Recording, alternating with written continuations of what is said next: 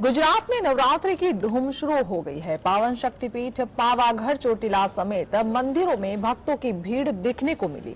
तो शक्तिपीठ अंबाजी में उमटा भक्तों का सैलाब। किस टाइम पर होंगे माता रानी के दर्शन, स्थानीय प्रशासन ने क्या की व्यवस्था? शक्ति उपासना का महापर्व आसो नवरात्रि आज से शुरू हो चुका है। नवरात्रि के दौरान शक्तिपीठ के दर्शन की विशेष महिमा होती है।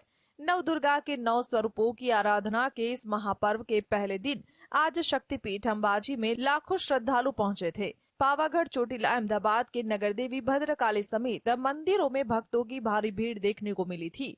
नवरात्रि के प्रथम दिन माता शैलपुत्री की विधान अनुसार पूजा अर्चना होती है। शक्तिपीठ अंबाजी मंदिर में माता रानी के दर्शन में बदलाव किया गया है। सुबह मंगला आरती 7:30 बजे होगी। बाद में दर्शन सुबह 8 बजे से 11:30 बजे तक हो पाएंगे। दोपहर को माताजी को राजभोग 12 बजे अर्पण किया जाएगा। बाद में दर्शन 12:30 बजे से 4:30 बजे तक हो पाएंगे। शाम की बात करें तो संध्या आरती 6:30 बजे होगी और उसके बाद शाम को अंबाजी के दर्शन सायंकाल 7 बजे से 9 बजे तक दर्शनार्थी कर सकेंगे। शक्ति की उपासना का पर्व नवरात्रि के उत्सव के रूप में 9 दिनों तक गुजरात समेत पूरे देश और दुनिया में मनाया जाता है। 9 दिनों तक माताजी के विविध रूप की पूजा अर्चना होती है और रात को माताजी की आराधना लोग गरबे घूमकर करते हैं। Bureau report, GSTV।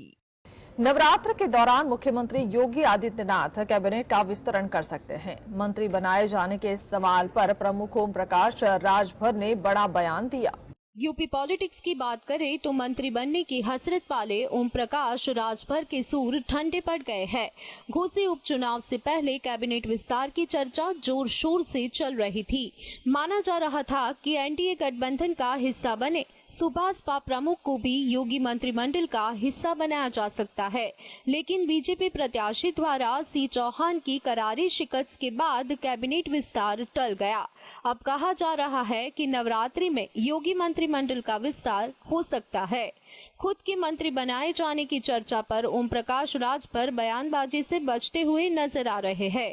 उन्होंने कहा कि मीडिया में चर्चा चल रही है, ओम प्रकाश राजभर को आधिकारिक खबर का इंतजार है। उन्होंने कहा कि मंत्री पद मिलने की आधिकारिक पुष्टि होने के बाद मीडिया को बयान दिया जाएगा।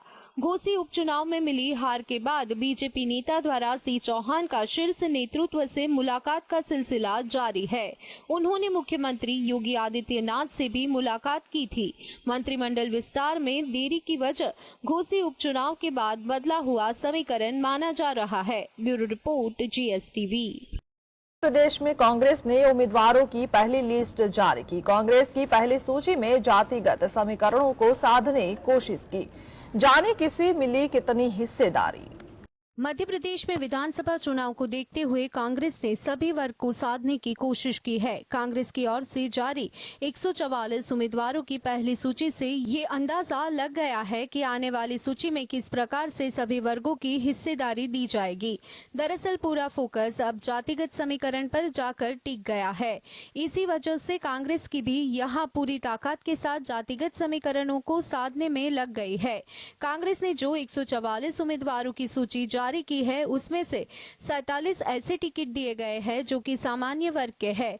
इसके बाद ओबीसी को 39 टिकट दिए गए हैं, जबकि 22 सीट पर अनुसूचित जाति वर्ग के उम्मीदवारों को मैदान में उतारा गया है। इतना ही नहीं, अनुसूचित जनजाति वर्ग में उम्मीदवारों को 30 सीटों पर टिकट दिया गया है। कांग्रेस की सूची में मुस्लिम अल्पसंख्यक वर्ग को 6 टिकटें दी गई है।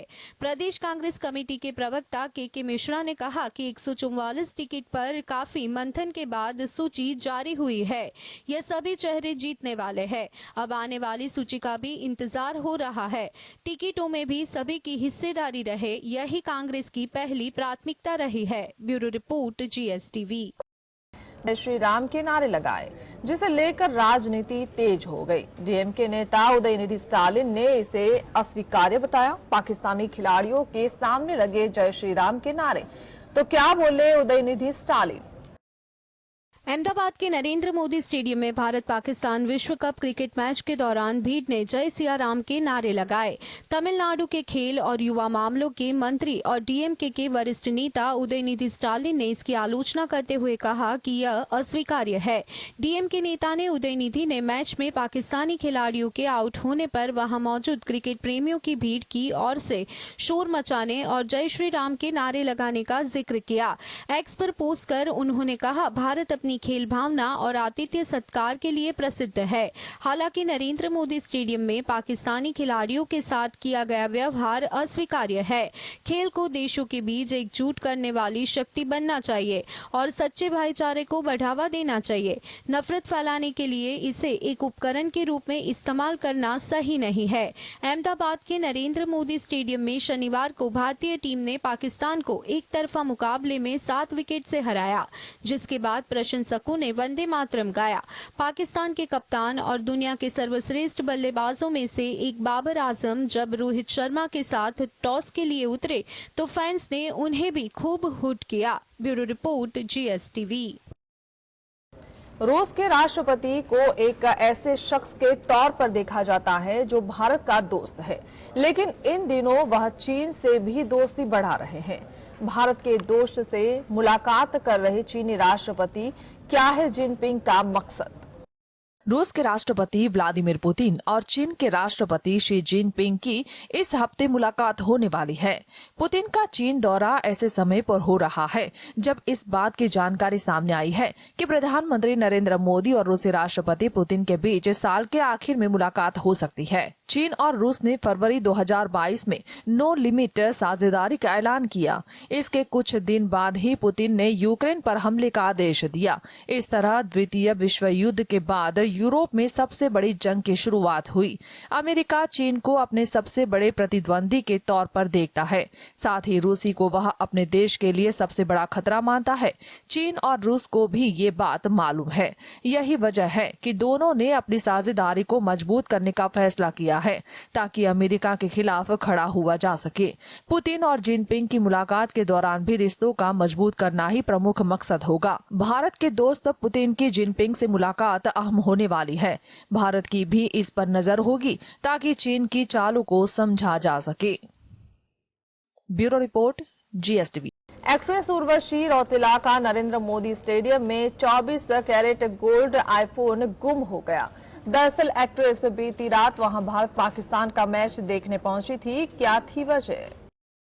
बॉलीवुड की खूबसूरत एक्ट्रेस उर्वशी रौतेला बीती रात अहमदाबाद के नरेंद्र मोदी स्टेडियम में इंडिया पाकिस्तान मैच देखने को पहुंची थी। इस दौरान एक्ट्रेस के साथ बड़ी घटना घटी। दरअसल एक्ट्रेस का आईफोन स्टेडियम में कहीं गुम हो गया था, जिसकी जानकारी उन्होंने अब खुद ही सोशल मीडिया पर दी है। दरअसल बीती रात उर्वशी रौतेला भारत पाकिस्तान के बीच होने वाली मैच का लुत्फ उठाने नरेंद्र मोदी स्टेडियम में पहुंची थी। तभी एक्ट्रेस का 24 कैरेट गोल्ड आईफोन स्टेडियम में कहीं गुम हो गया था। इसकी जानकारी उर्वशी ने सोशल मीडिया प्लेटफॉर्म एक्स पर दी है, जिसमें उन्होंने अहमदाबाद पुलिस को टैग करते हुए लिखा, मेरा 24 carat iPhone Narendra Modi stadium में खो गया है, प्लीज किसी को मिले तो तुरंत संपर्क करें। अपनी इस पोस्ट को अब एक्ट्रेस ने अपने इंस्टाग्राम अकाउंट की स्टोरी पर भी शेयर किया है। वहीं इससे पहले उर्वशी रौतेला ने अपना स्टेडियम में एक वीडियो शेयर किया था, जिसमें वो भारत को जीत की तरफ बढ़ता हुआ देखकर काफी खुश नजर आ रही थी। टीम इंडिया को सपोर्ट करने के लिए एक्ट्रेस ब्लू ड्रेस पहनकर स्टेडियम पहुंची थी। एक्ट्रेस का ये लुक अपने फैन को काफी ज्यादा पसंद आया। वहीं इससे पहले भी उर्वशी कई बार मैच देखते हुए स्पॉट की गई है।